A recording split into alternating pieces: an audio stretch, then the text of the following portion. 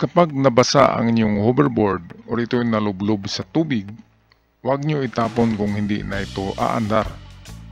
Kasi merong unang remedyo dito. Pinakauna ay huwag nyo munang dalhin yan sa repairman.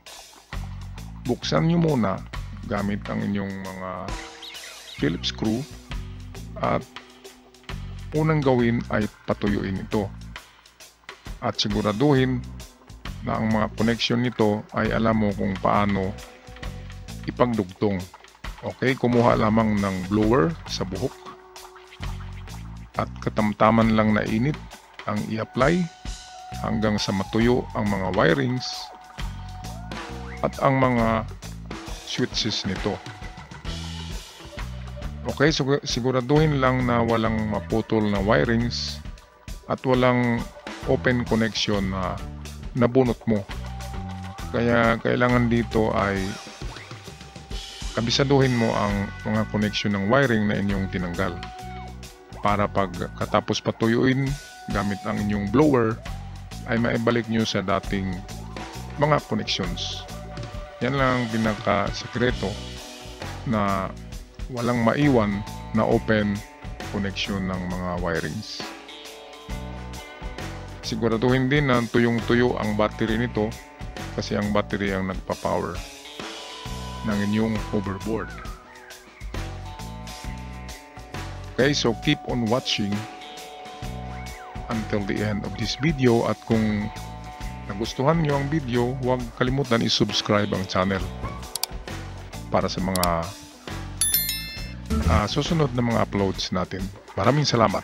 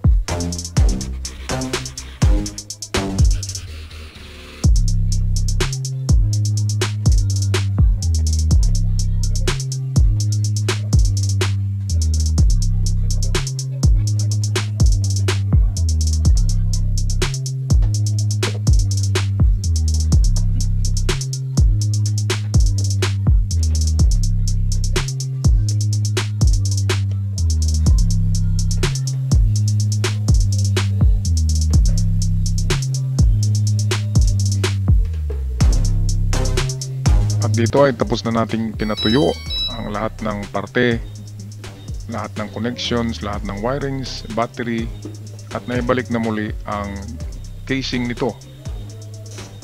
At eto, kanina hindi pa yan nagla-light, ngayon ay okay na siya. Meron na siyang power, kaya ready to play, ready to use na ang ating hoverboard na pang-adult. Don't forget to subscribe the channel for more videos like this. Thank you.